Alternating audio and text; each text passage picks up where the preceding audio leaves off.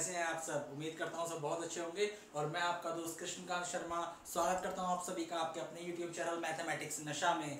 और आज की जो वीडियो है बेटा, इंतजार की घड़ियाँ बिल्कुल ख़त्म हो गई हैं क्योंकि मेरे 11th क्लास के बच्चे जिन्होंने 10th के एग्ज़ाम दिए हैं उनके साथ मैंने एक वीडियो शेयर कर दी थी कि उनका सिलेबस क्या होने वाला है, क्या पढ़ने वाले हैं वो 11th मैथ में। तो बेचारों के मन में जब से एक दिमाग में कीड़ा चलने लगा कि सर अब तो जल्दी शुरू करो, हमें पढ़ना है, बहुत आसान है, बहुत आसान है। बिल्कुल बेटा, आपके लिए आसान शेयर करने वाला हूँ मैं आपके फर्स्ट चैप्टर जो मैथमेटिक्स का है सेट, उसकी फर्स्ट एक्सरसाइज और सेकंड एक्सरसाइज के लिए जो बेसिक चीज़ें हैं जो आपको ज़रूरत है वो आज मैं आपके साथ शेयर करने वाला हूँ। क्योंकि सब बच्चे सोच रहे होंगे कि सर उसमें वीडियो जो बनाई गई थी सिलेबस की उसमें बार बार बोला गया था कि बहुत आसान होने वाला है, बहुत आसान होने वाला है, लेकिन ऐसे कैसे आसान, बार बार बोलने से आसान थोड़ी होता है, हमें प्रूफ भी तो चाहिए। तो बेटा बिल्कुल आज आपको प्रूफ मिलने वाला है कि जो आप पढ़ने वाले हैं 11th क्लास में वो रियल में बहुत आसान होने वाला है। लेकिन एक बात बिल्कुल बेटा क्लियर कट माइंड में सेट कर लेना कि आसान होने वाला है इसका मतलब ये नहीं है कि इसे आप लापरवाही में निकाल देंगे। बार बार मैं इस चीज़ को बोलता हूँ क्योंकि हम गलती क्या करते हैं कि जो चीज़ आसान होती है उसे हम उसे सीरियस ही नहीं लेते। हम क्या करते हैं कि तो बहुत आसान है, हो ही जाएगा, बार बार बहुत आसान है, हो ही जाएगा, और हो ही जाएगा, हो ही जाएगा में वो हो ही जाता है। फिर बाद में परेशान होते हैं कि यार इसे नहीं किया, हमने इतना आसान था यही नहीं कर पाए। तो ये गलती बिल्कुल मत कर देना बेटा, रियल में बहुत आसान है लेकिन करने का तरीका वही रखना है। प्रॉपर पेन का यूज होना चाहिए, प्रॉपर नोटबुक का यूज होना चाहिए। ऐसा नहीं है कि क्वेश्चन देखा बुक में और मन में आंसर उसका सॉल्व कर लिया मन में ही और मन में ही आंसर सेट, ना कॉपी उठाई ना पेन उठाई, वो थोड़ी देर के लिए रहेगा, बाद में भूल जाओगे मेथड क्या था। सबसे पहली चीज क्या याद रखनी है कि बेसिक थिंग्स जितनी भी हैं वो आपको अच्छे से याद रखनी है। साथ ही कॉपी पेन का प्रॉपर यूज करना, जितनी कॉपी खर्च करोगे, जितना पेन खर्च करोगे उतना मैथ में फायदा है। ठीक है, इस बात को याद रखना।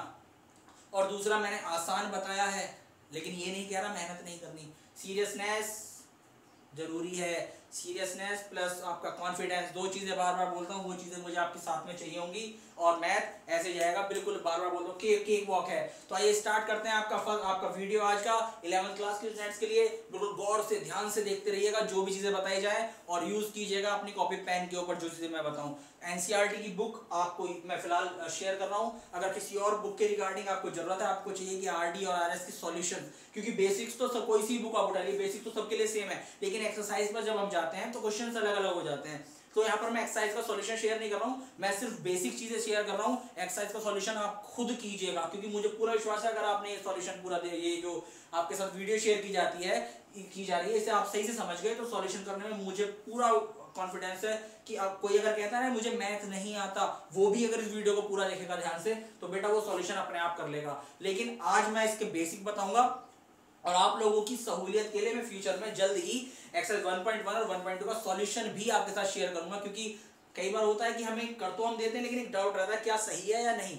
सभी कर लेंगे मुझे पूरा विश्वास है, लेकिन एक कंपैरिजन चेक करने के लिए, अपने आप को चेक करने के लिए आपने सही किया या नहीं, उसके लिए मैं एक वीडियो भी शेयर कर दूंगा, आप वहां से कंपेयर कर सकते हैं। फिलहाल हम बात करेंगे सिर्फ इंट्रोडक्शन की। तो आज का जो चैप्टर है, चैप्टर का नाम एक बार जोर से साथ में बोल लेते हैं, क्या नाम है चैप्टर का नाम है सेट्स। बिल्कुल, सेट्स चैप्टर का नाम है। सबसे पहले हमें पता होना चाहिए कि सेट होता क्या है। पहले ही क्वेश्चन माइंड में आ जाता है व्हाट इज सेट। आपको पता होना चाहिए सेट क्या होता है। अगर हमें सेट क्या होता है पता चल गया तो आगे कहानी तो अपने आप करते ही चले जाएंगे क्योंकि सर खड़े हैं बताते रहेंगे। सेट क्या होता है पहले वो समझ लेते हैं। सेट हम कहते हैं बेटा well defined collection of object और ऑब्जेक्ट्स। ये क्या लिख दिया बेटा, बिल्कुल सीधी सी बात है। Well defined collection of object और ऑब्जेक्ट्स, मतलब किसी भी ऑब्जेक्ट का या ऑब्जेक्ट्स का वेल डिफाइंड जो कलेक्शन है उसे ही हम सेट कहते हैं। वेल डिफाइंड से मतलब क्या है? वेल डिफाइंड से मतलब है बेटा कि ऐसी डेफिनेशन जिसमें कोई एक ऐसी डेफिनेशन जिसमें प्रॉपर हर चीज क्लियर हो। अगर 10 पीपल से, 10 लोगों से उस डेफिनेशन को बताया जाए, उसे पूछा जाए कि इस डेफिनेशन का मतलब क्या है, तो सबका आंसर सेम आए। अगर सबका आंसर सेम आए तो वो क्या है? वही सेट है। समझ में आ गई बात? अगर थोड़ा सा डाउट अब भी है, अभी क्लियर कर देता हूं। अगर मैं एक डेफिनेशन देता हूं, एक डेफिनेशन यहां पर आ जाती है कलेक्शन ऑफ इंग्लिश वॉवेल्स।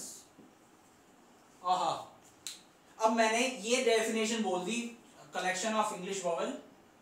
एक क्लास में मैं पढ़ा रहा हूं जिसे आप, अब ये जो क्लास चल रही है इसमें तो बहुत सारे बच्चे हैं। एक मेरी ऑफलाइन क्लास भी हो रही है, फिजिकल क्लास जिसे हम कहते हैं, वहां पर मैंने एक डेफिनेशन बोल दी, कलेक्शन ऑफ इंग्लिश वोवेल्स। अब जब भैया 11th में आ गए, सीबीएसई में पढ़ रहे हैं, तो ये बात तो सबको पता ही होती है। सच में पता है ना? हाँ पता है यार, थोड़ा बहुत चलता है। अब पता है कलेक्शन ऑफ इंग्लिश वोवेल। मैंने पूछा रवि से, रवि बेटा कलेक्शन ऑफ इंग्लिश वोवेल क्या है? रवि कह रहा है सर AEIOU। अच्छा जी, बिल्कुल ठीक। फिर मैंने पूछा एक और बच्चा, मैंने श्याम तुम बताओ, उसने भी कहा AEIOU। अच्छा जी, इसका मतलब दो जनों से पूछा, दोनों का आंसर सेम आ गया। अब जब दोनों का आंसर सेम आ गया, इसका मतलब जो डेफिनेशन थी वो पूरी तरीके से अच्छे से डिफाइन की हुई थी। और अगर डेफिनेशन अच्छे से डिफाइन की हुई है, इसका मतलब क्या है? It is a set. बिल्कुल सीधी सी बात, अगर इसे कहा जाए collection of English vowel is a set, ये बिल्कुल एक सेट है। अब डाउट मन में ये आ गया कि सर ये तो पता चल गया कि सेट क्या होता है, अब सेट क्या नहीं है? वेल डिफाइन तो ये है, ऐसे तो बहुत सारी चीजें हैं, सभी सेट हो जाएंगे। अब सेट क्या नहीं है उस चीज को, क्योंकि अगर कोई चीज है वो हमें पता चल गया, साथ में ये भी तो पता होना चाहिए कि क्या चीज नहीं है, वो चीज कैसे पता करते हैं। अब मैं एक और क्वेश्चन बोलता हूं, अब मैंने एक और क्वेश्चन यहाँ पे क्लास में रेज कर दिया, collection of top 5 Indian batsman,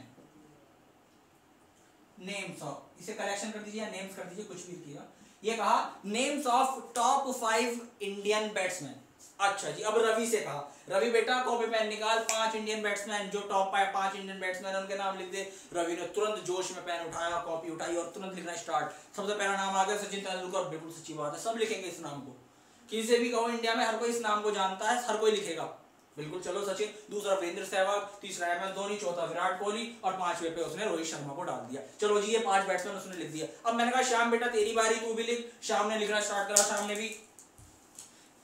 Shyam ने क्या किया? श्याम ने भी जोश में पेन उठाया, कॉपी उठाई, धड़ाधड़ नाम लिखना शुरू। पहला ही नाम लिखा, पहला नाम ऐसा लिख दिया उसने कि मैं उसे देखता रहा क्या कर रहा है। पहला ही नाम क्या था? जसप्रीत बुमराह। अरे मैंने उसके तुरंत पैड शो, मैंने कहा बेटा ये नाम क्यों लिखा गया? मैंने टॉप 5 बैट्समैन के लिए कहा है। बच्चा बोला कि सर जसप्रीत बुमराह मेरे लिए फेवरेट बैट्समैन है, मेरे टॉप बैट्समैन है। मैंने कहा ऐसा क्यों? कि सर आपको याद होगा उसने एक मैच में लास्ट बॉल पे छक्का मारा था।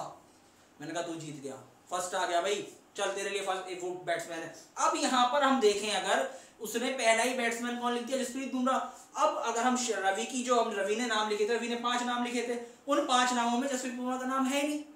क्या हुआ? पहला ही उसका आंसर अलग हो गया। मतलब कि जो डेफिनेशन थी वो वेल डिफाइंड नहीं थी। अगर वेल डिफाइंड होती तो दोनों का आंसर सेम आता ना, चाहे ऊपर नीचे लिखते, चाहे उसने सचिन को पहले लिखा था वो सहवाग को पहले लिख लेता, लेकिन सचिन और सहवाग दोनों उस लिस्ट में होने चाहिए, दोनों के आंसर सेम होने चाहिए, तभी तो वो वेल डिफाइंड है। और वेल डिफाइंड है तभी वो सेट है। बट यहाँ पर डेफिनेशन वेल नहीं थी, प्रॉपर डेफिनेशन नहीं थी, सिर्फ टॉप 5 बैट्समैन कहा गया था। अब टॉप 5 बैट्समैन तो हर किसी के लिए अलग अलग हो जाते हैं, तो ये एक सेट नहीं हो सकता। हाँ, अगर ये क्वेश्चन इस तरीके से होता, top 5 ICC ranking of top 5 batsman. अब आईसीसी क्या है? आईसीसी इंटरनेशनल काउंसिल है बेटा, उसने एक लिस्ट दे दी कि ये टॉप 5 बैट्समैन हैं ऑल ओवर वर्ल्ड, ये टॉप 5 बैट्समैन हैं अकॉर्डिंग टू देयर परफॉर्मेंस। अब उस टॉप 5 में आप अपना प्लेयर नहीं रख सकते, जो आईसीसी ने रख दिया वो सबके लिए मान्य है, वही चीज होगी। उसके लिए अगर वो पूछा जाता है और आप क्रिकेट की नॉलेज थोड़ी बहुत भी रखते हैं, तो जिनको नॉलेज है वो सब बिल्कुल सेम आंसर देंगे, वो सेट होगा। बट ये सेट नहीं होगा। क्लियर हो गया होगा कि सेट क्या होता है? अगर सेट क्लियर हो गया होगा तो बेटा सेट में थोड़ी सी एक चीज और ऐड हो जाती है आगे की तरफ, well defined collection of objects is called set, and the objects are known as elements। बिल्कुल। अब बेटा सेट तो वो है कि जिसके कलेक्शन है ऑब्जेक्ट का, जो वेल डिफाइंड है वो तो सेट हो गया। अब जो ऑब्जेक्ट सेट के अंदर लिखे जा रहे हैं उन्हें क्या कहते हैं? उन्हें ऑब्जेक्ट ही कहते हैं क्या? बिल्कुल नहीं, उन्हें कहा जाता है एलिमेंट्स। तो well defined collection of objects is called set and the objects are known as elements of set. बिल्कुल, ये बात आपको यहां पर क्लियर हो गई होगी। This is whole about what is set. Set अगर आपको समझ में आ गया है तो बढ़ते हैं अपने नेक्स्ट पॉइंट की तरफ। नेक्स्ट पॉइंट क्या है? Representation of set. सेट समझ गए हम, लेकिन सेट को रिप्रेजेंट कैसे करते हैं बेटा? Set is always represented through करली ब्रैकेट्स। हमेशा करली ब्रैकेट्स के थ्रू सेट को रिप्रेजेंट किया जाता है। नोटिफिकेशन कैसे है? कोई भी एक लेटर, एक कैपिटल अल्फाबेट आप यूज कर लेंगे या दिया हुआ होगा आपको, उसे सेट का नाम दे देंगे आप, A B C U D, कुछ भी हो सकता है। ए इज इक्वल टू कोई भी सेट है, कर्ली ब्रैकेट्स, ठीक है जी, कर्ली ब्रैकेट्स, और अंदर हम लिख देते हैं उसके एलिमेंट। ये तो बात हुई एक प्रॉपर प्रेजेंटेशन कैसे होगी, लेकिन प्रेजेंट करने के भी दो मेथड है बेटा हमारे पास, बिल्कुल जी ध्यान से देखना है। यहाँ पर दो मेथड होते हैं, एक तो होता है हमारे पास सेट को प्रेजेंट करने की रोस्टर फॉर्म, इस रोस्टर फॉर्म को रोस्टर फॉर्म भी कहा जाता है, इसका एक और नाम भी है, दैट इज टेब्यूलर फॉर्म। एक मेथड तो ये है। दूसरा मेथड जो होता है हमारे पास वो होता है set builder form.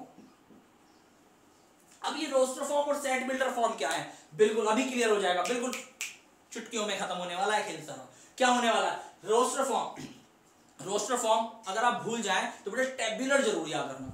Tabular, tabular मतलब in the form of a table. Table कौन सी, हॉरिजॉन्टल। अगर ऑब्जेक्ट्स के जितने भी ऑब्जेक्ट्स हैं, यानी मैं एलिमेंट्स की बात कर रहा हूं, अगर एलिमेंट्स को एक टेबल की फॉर्म में रख दिया जाए, और टेबल कैसी, एक हॉरिजॉन्टल फॉर्म में अगर हम लिख दें, तो ये फॉर्म होती है हमारी टेब्यूलर फॉर्म। जैसे आपसे कहा जाए सेट्स ऑफ नेचुरल नंबर, तो आप क्या करेंगे, 1 2 3 4 5 इंफिनिटी तक जा रहा है, this is the set of natural numbers, ठीक है जी, सेट ऑफ नेचुरल नंबर्स है। और सबसे पहली चीज हम भूलेंगे बिल्कुल नहीं, क्या, कि कर्ली ब्रैकेट्स के थ्रू हम इसे प्रेजेंट करेंगे, और जो एलिमेंट्स हैं उनके बीच में गैप किस तरह से शो किया जाएगा, gap will be shown through commas, comma बीच में लगाना जरूरी है। ये फॉर्म हो गई हमारी रोस्टर फॉर्म और टेब्यूलर फॉर्म। अगर सेट के एलिमेंट, सेट को, किसी भी सेट को एक हॉरिजॉन्टल टेबल की फॉर्म में कॉमा के गैप करते हुए लिख दिया जाए, तो वो फॉर्म होती है हमारी रोस्टर फॉर्म और टेब्यूलर फॉर्म। यानी कि इस फॉर्म में हमें सेट के एग्जैक्ट एलिमेंट्स पता चल जाते हैं, हमारे सामने होते हैं एग्जैक्ट एलिमेंट्स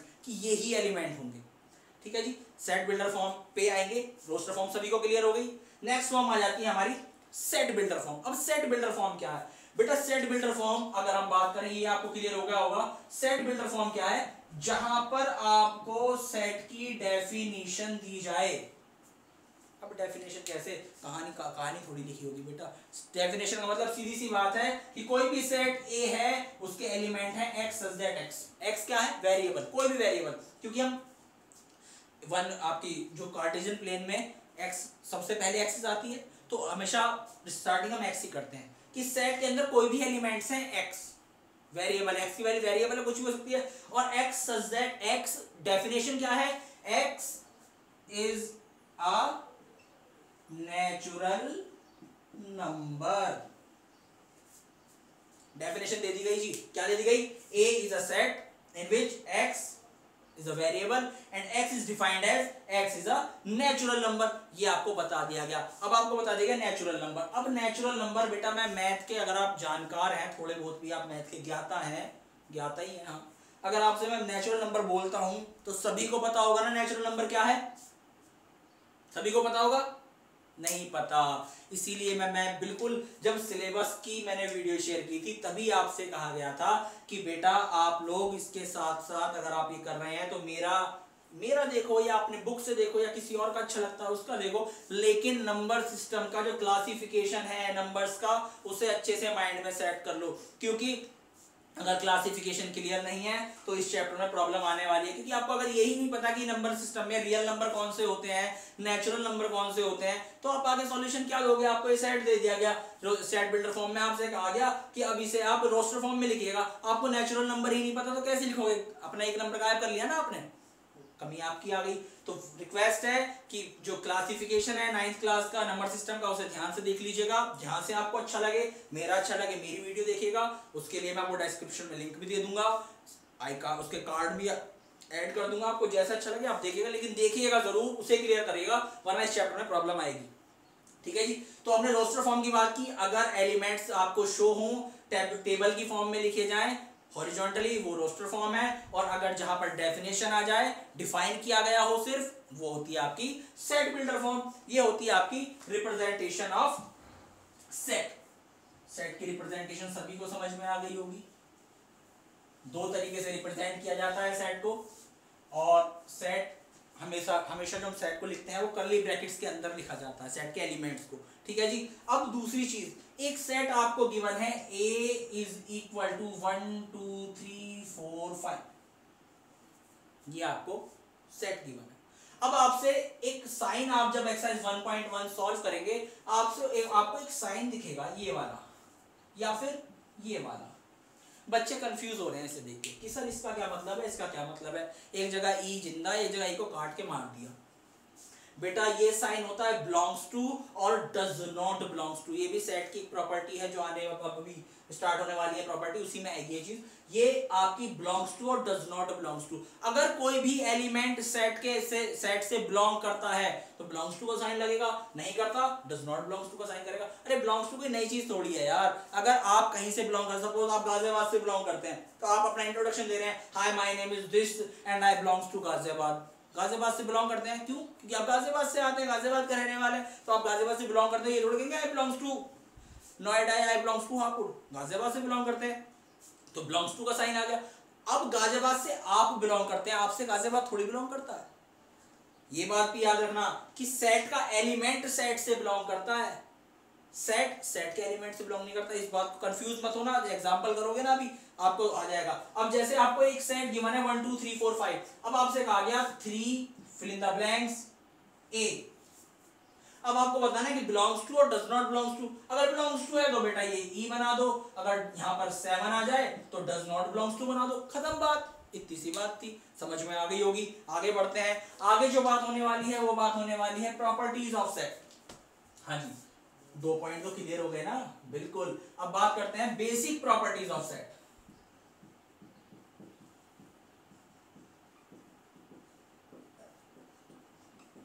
हाँ जी, मैं बार बार वही चीज बोल रहा हूं, मैं सिर्फ बेसिक प्रॉपर्टी बोल रहा हूं।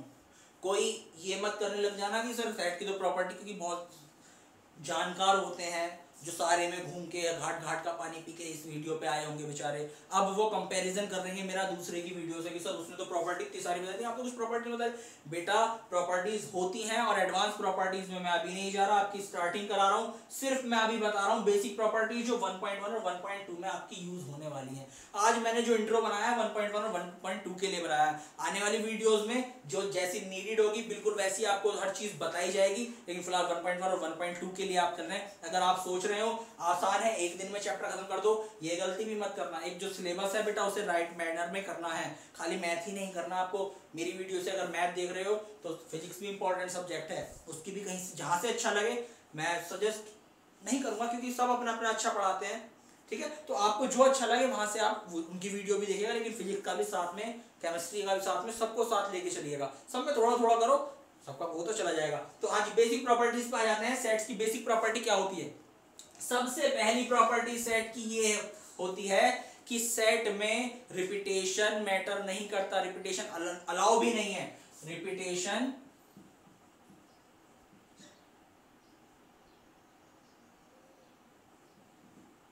Not allowed. हाँ जी, सेट में रिपीटेशन अलाउ नहीं है। रिपीटेशन का मतलब क्या है? अगर कोई सेट है, सेट के अंदर एलिमेंट है 1 2 3 4, या इससे नहीं समझाता, इस सेट को मैं आपको अलग तरीके से समझाता हूँ, मजेदार तरीके से। अब आपको एक स्पेलिंग लिखी हुई है, स्पेलिंग क्या है? SCHOOL। क्या हो गया ये हो गया स्कूल। हाँ जी, जहां आप पढ़ते हैं उसी स्कूल की बात मैं कर रहा हूं। ये है स्कूल। आपसे कहा गया कि इस स्कूल के एलिमेंट्स को, जो लेटर्स हैं, उन्हें एक सेट में लिखिएगा। अब सेट में लिखा आपने, ठीक है, सब लिख देते हैं। एक आया बहुत दौड़ के तेज से भागता हुआ, पूरी मुझे क्लास में पढ़ा रहा था मैं, तभी मैंने ये वाला एग्जाम्पल दिया। आया बड़े कॉन्फिडेंस से, मतलब जैसे हनुमान जी को संजीवनी बूटी मिल गई हो, एकदम पूरे कॉन्फिडेंस से आया, प्रभु मैं ले आया। बिल्कुल ऐसे ही वो भाग के आया कि सर मैं लिखता हूँ। बिल्कुल, मैंने कहा आ जा बेटा, वेरी गुड, मुझे नाज है तुझ पे, स्कूल लिख। उसने तुम क्या किया? SCHOOL।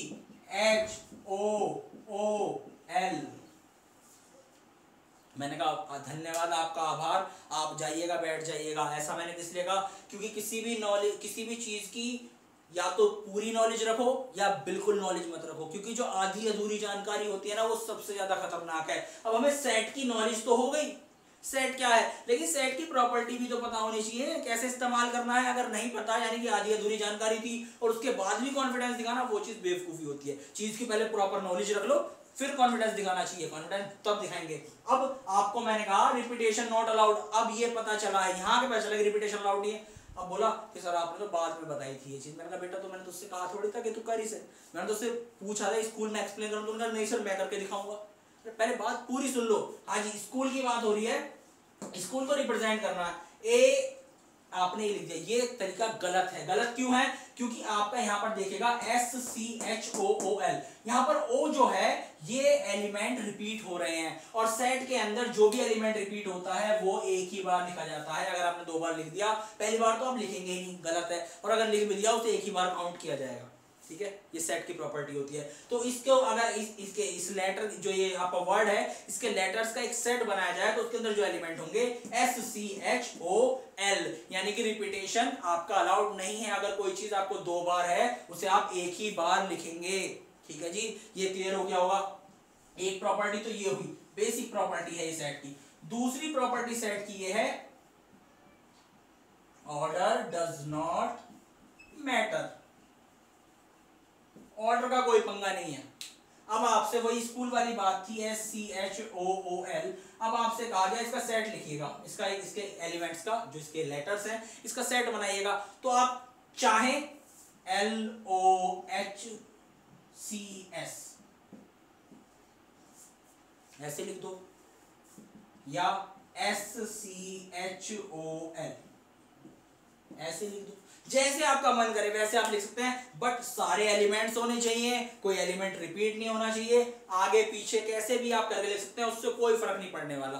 बस एलिमेंट्स का काउंट सेम होना चाहिए और रिपीटेशन नहीं होना चाहिए। ये बात थी कि ऑर्डर मैटर नहीं करता। ठीक है जी, ये बात भी आपको क्लियर हो गई होगी। अब ऑर्डर भी मैटर नहीं करता और रिपीटेशन भी अलाउड नहीं। ये बेसिक प्रॉपर्टीज हैं सेट की जो आपको जाननी जरूरी है इसकी एडवांस प्रॉपर्टीज को जानने से पहले। और एडवांस प्रॉपर्टीज में बताऊंगा आने वाली एक्सरसाइज में। आज सिर्फ बेसिक प्रॉपर्टीज की बात हुई क्योंकि 1.2 और 1.1 आपको सॉल्व करनी है। अब बेसिक प्रॉपर्टीज हो गई, अब बात कर लेते हैं टाइप्स ऑफ सेट। सेट के टाइप्स क्या क्या होते हैं, देखिए बेटा ध्यान से। यहां पर कुछ टाइप्स लिखे हुए हैं मैंने सेट के। सबसे पहला टाइप है नल सेट। अब नल सेट कौन से होते हैं? सबसे पहले आ गया नल सेट, और इसका नाम है एम्प्टी सेट। आ गया समझ में? अभी तो मैंने कुछ बोला ही नहीं है। अच्छा, समझदार बच्चे ऐसे तो होते हैं। बिल्कुल बेटा, नाम में ही सारा आंसर छिपा हुआ है। नल सेट और एम्प्टी सेट मतलब ऐसा सेट जिसके अंदर कोई भी एलिमेंट ना हो, खाली सेट, उसे हम कहते हैं नल सेट। और नल सेट को प्रेजेंट किया जाता है या तो ब्लैंक कर्ली ब्रैकेट्स के थ्रू आप प्रेजेंट करेंगे या फिर फाई के थ्रू। दोनों को मर्ज नहीं करना, या तो खाली ब्रैकेट लगा के छोड़ दो।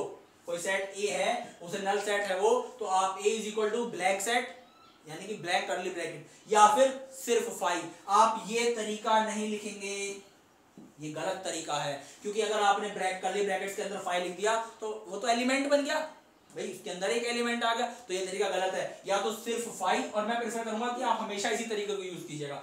नल या एम्प्टी सेट को आप हमेशा इसी तरीके शो कीजिएगा। ठीक है जी, ये हुआ आपका null set. A set which don't have any element is called null set. ठीक है जी। सेकंड आपका आता है सिंगलटन सेट। अरे यार क्या कह रहे हो कि सर नाम लिख रहे हो, नाम से सब कुछ क्लियर हो रहा है, क्यों इतनी मेहनत कर रहे हो? बेटा मेहनत अगर मैं कर रहा हूँ, मैं अगर नाम भी लिख रहा हूँ, उसके डिफाइन कर रहा हूँ, तो मेहनत आपकी भी बनती है। क्लियर मुझे पता है, नाम सुनते ही सब क्लियर होता चला जाएगा। इसलिए तो आसान था, प्रूफ मिल गया ना, किसलिए आसान कह रहा था मैं बार बार 11th में, इसीलिए आसान है।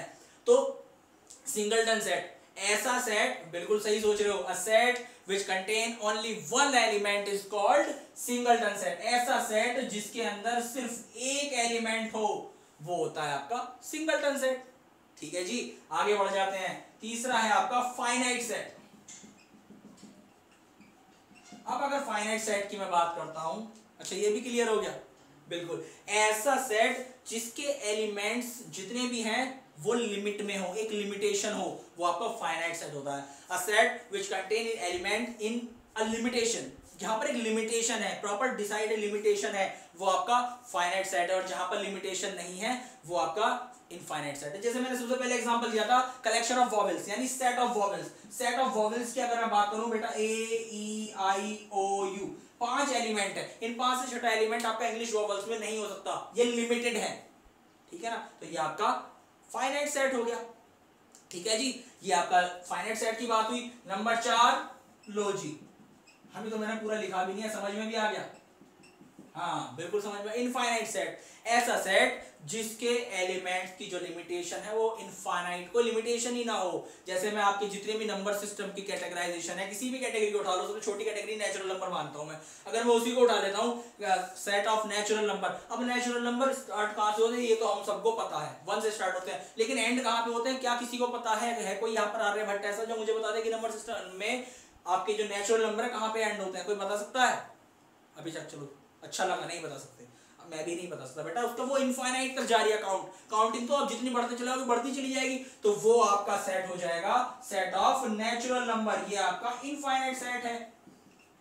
ठीक है जी, ये भी क्लियर हो गया। आगे आ जाते हैं इक्वल सेट। इस इक्वल और इक्विवेलेंट में थोड़ा सा ध्यान देना है, ये दो तरह के सेट हैं, एक साथ बता देता हूं। एक है आपका इक्वल, एक है इक्विवेलेंट। अब इक्वल सेट कौन से होते हैं बेटा? इक्वल 2 या 2 से ज्यादा, कंपैरिजन जरूरी है यहाँ पर, क्योंकि एक में तो कंपैरिजन कर नहीं पाएंगे। आपको एक सेट दिया है, 2 सेट दिए हैं, चलो मान लेते हैं, और दोनों सेट के एलिमेंट का काउंट भी सेम है और उनके जो एलिमेंट्स हैं वो भी सेम है। जैसे एक सेट गिवन है आपका A इज इक्वल टू 1 2 3 4, एक सेट गिवन है आपको B 2 3 4 1।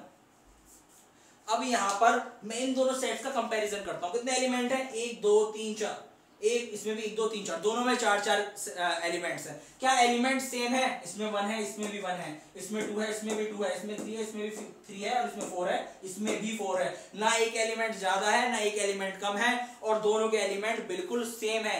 ऑर्डर आगे पीछे है, डोंट केयर यार, पहले ही बताया ऑर्डर मैटर ही नहीं करता, ठीक है ना, सिर्फ एलिमेंट देख रहे हैं। हाँ बिल्कुल सेम एलिमेंट है, काउंट भी सेम है, तो these two sets are called equal set. If 2 or more sets are equal in count as well as their elements are also same, then those sets are known as equal sets. Equal set clear हो गया। आगे बढ़ते हैं equivalent set. अब equivalent का मतलब सीधा सा है कि एलिमेंट तो सेम हो, सॉरी काउंट सेम हो। हाँ बिल्कुल सही पकड़े हैं, काउंट सेम हो, बस एलिमेंट अगर एलिमेंट अलग अलग हो जाए तो वो इक्वल सेट इक्विवेलेंट सेट है। जैसे एक सेट आपको गिवन है 1 2 3 4 और दूसरा सेट गिवन है A B C D, दो सेट है बेटा, काउंट तो सेम है, लेकिन एलिमेंट पे अगर जाए उसमें तो नंबर्स हैं, उसमें अल्फाबेट्स हैं, तो ये दोनों आपके इक्विवेलेंट है। देखने में दूर से अगर देखा तो एक जैसे लग रहे थे, पास आके देखा तो अलग अलग हो गए थोड़े से, तो वो इक्विवेलेंट हो जाते हैं। जैसे सेम और सिमिलर है ना, वही कहानी इक्वल और इक्विवेलेंट में आ जाती है कि ऐसे दो set, 2 or more set in which number of elements, count of elements are same but the elements are different, then those sets are known as equivalent set. And this is the whole about the exercise 1.1 and 1.2 you will need. आपको इन्हीं की जरूरत पड़ने वाली है, इससे ज्यादा जरूरत आपको 1.1 और 1.2 में नहीं पड़ने वाली।